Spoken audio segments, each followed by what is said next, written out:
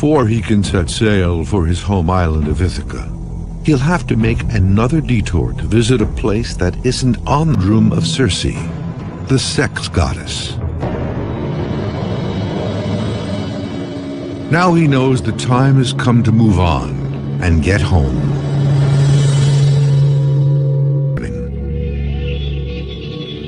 To overcome the curse of the sea god Poseidon and get home. Odysseus is horrified at this thought. But Odysseus has no choice. Poseidon's power over the seas is strong, and he's getting nowhere fast. If he ever hopes to reclaim his family and his kingdom, he must seek out Tiresias in the underworld, a place that will come back to haunt Odysseus. Arrangements are being made to redistribute his power. Unless he can pull off one more miracle, Odysseus will lose everything he's fought to come home to. It is the setup for a dramatic ending. But could Odysseus's homecoming have really happened? And if so, when?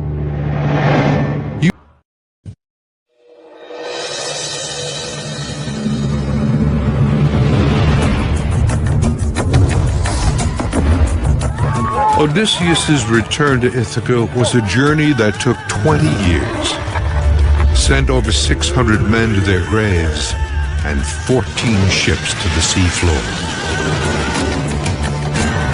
And his kingdom.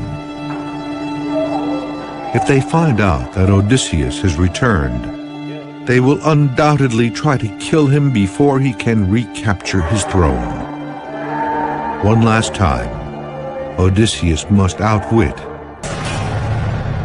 When Odysseus arrives in Ithaca, he doesn't come with a great following. He doesn't arrive as an old beggar. And he does this probably partially because he's not sure of what reception he'll receive. Meanwhile, Odysseus's long suffering that returned home to Penelope. Tattered beggar steps forward. And then the beggar steps up and wants a turn. But the beggar strings the bow without any hesitation. And the laughing suddenly stops. He lines up his shot.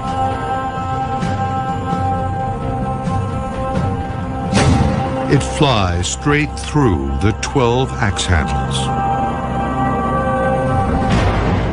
The contest is over, but now he has to win back his woman. The king of cunning has one last test to pass. After Odysseus has slaughtered all of the suitors, last test.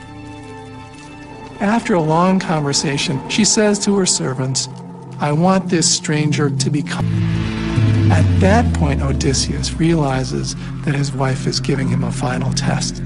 And he says, "Penelope, I know this is a test. I built our bed around this tree, rooted into the ground. Our bed cannot be moved." He knows for sure, only Odysseus would know that that bed's not movable. Odysseus's long journey, his odyssey, is at its end. But his legend will endure. It was common among ancient Greek warriors to have as a decoration on their armor the figure of Odysseus. He was there for them as a symbol of someone who had always endured pain. He suffers, like all of us suffer. But maybe unlike all of us, Odysseus always also endures.